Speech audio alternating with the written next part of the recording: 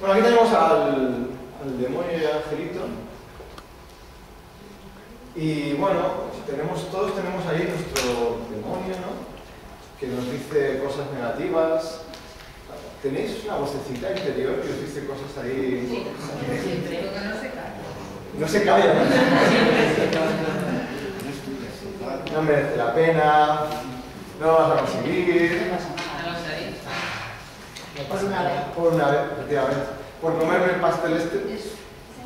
No pasa, no va a pasar nada. ¿Qué más nos dicen? ¿Alguien más quiere compartir algo de la vocecita? ¿Quién te crees que ¿Quién te crees que eres? ¿Qué dirán ¿Qué dirán los demás? ¿A dónde crees que vas? Y eso es muy difícil para ti. O directamente es imposible, ya no solo para ti, sino que es imposible para todo el mundo.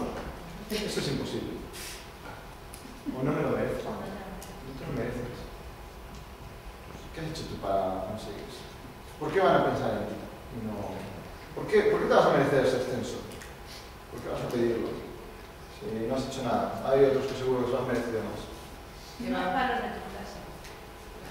No es para los de tu clase. No es para los de tu clase.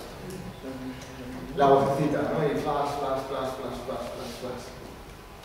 Bueno, un amigo y formador también, aquí le voy a seguir un poco en su modelo de gestión de la vocecita. Dice que la forma de gestionar la vocecita es tan sencilla. La vocecita la ponéis aquí. Esa vocecita la sacáis de vuestra cabeza. La ponéis aquí. Y luego hacéis algo así.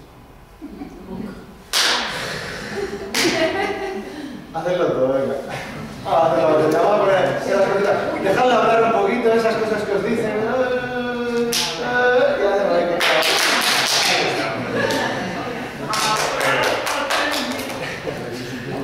Esta es una forma muy buena de gestionar.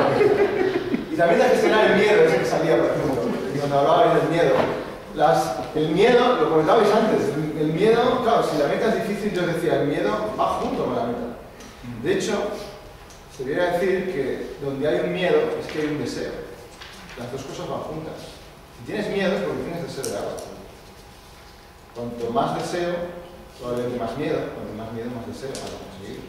Cuanto más miedo para conseguir ese deseo.